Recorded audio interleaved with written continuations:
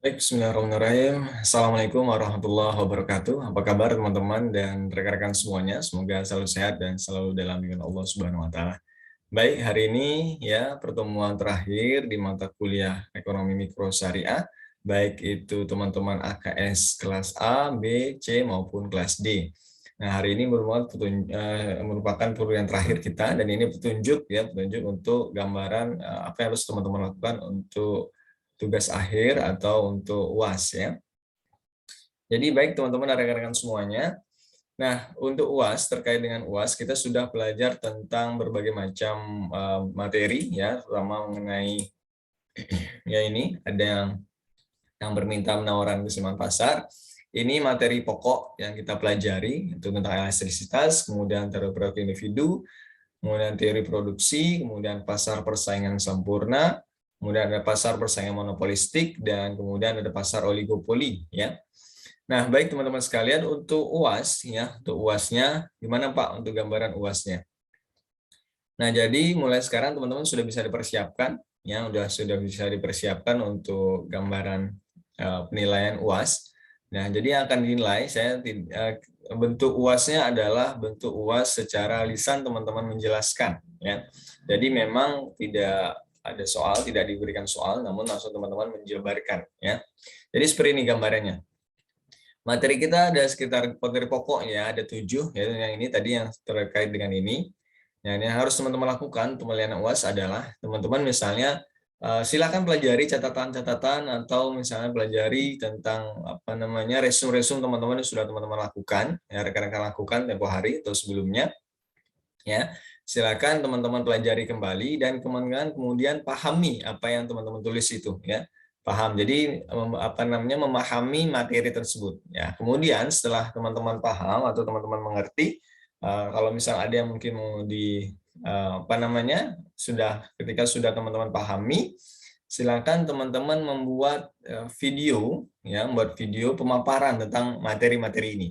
Dan saya harapkan karena ini UAS, jadi teman-teman sebelum teman-teman merecord, silakan teman-teman pahami dulu, pelajari dulu materi-materi tersebut, sehingga pada saat teman-teman merecord itu, teman-teman tidak lagi melihat teks, catatan, buku, maupun yang lainnya. Jadi seperti itu.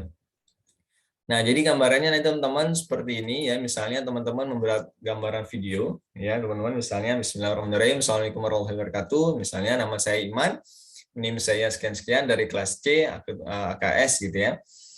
Nah, kemudian silakan teman-teman memberikan penjelasan. Jadi setelah baik yang saya pelajari atau saya pahami mengenai apa materi-materi dari mikroekonomi syariah, di mata kuliah mikroekonomi syariah, yang pertama misalnya mengenai pasar persaingan sempurna. Silakan teman-teman jelaskan.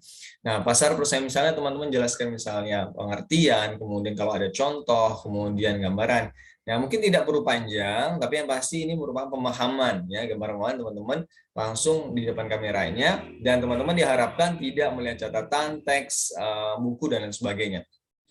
Nah, misalnya seperti ini. Tadi ya sudah perkenalan, kemudian oke, pasar persaingan sempurna. Pasar persaingan sempurna itu merupakan ini ya. Contohnya ini ya, gambarannya seperti ini. Kemudian masuk ke misalnya pasar monopoli. Oke, pasar monopoli itu berarti ada satu penjual di pasar, kemudian apa penyebabnya, kemudian apa plus minusnya ya.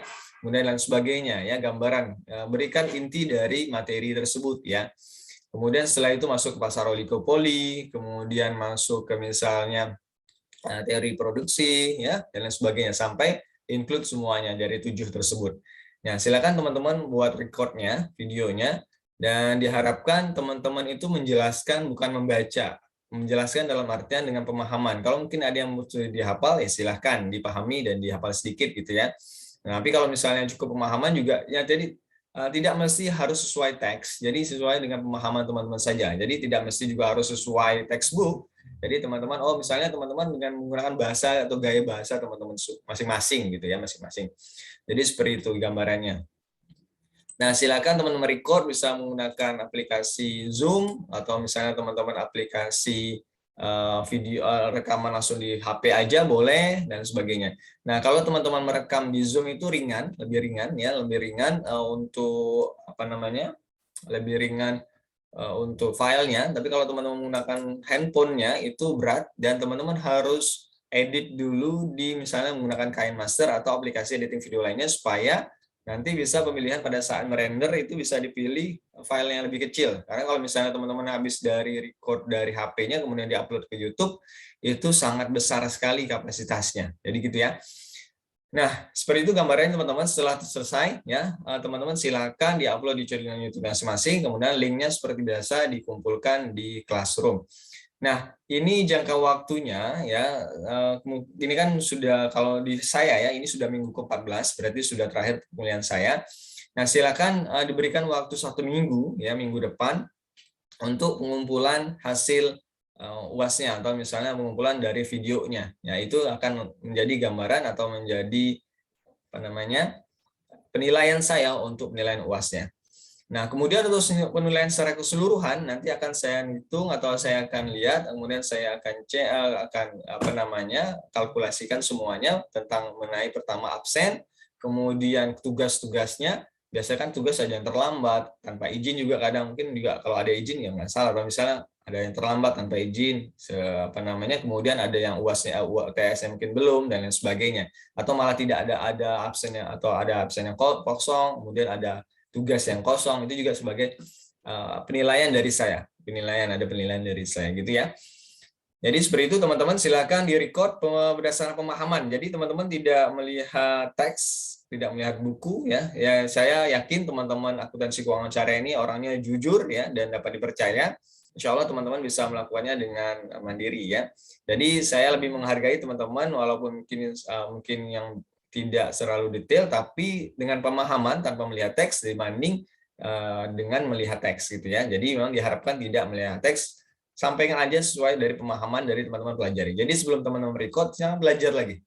Jadi istilahnya ini seperti lisan saja, ujian lisan ya, teman-teman belajar dulu, mau pahami dulu, kemudian teman-teman sampaikan di kameranya masing-masing gitu ya, di kamera masing, kemudian diupload di channel YouTube-nya.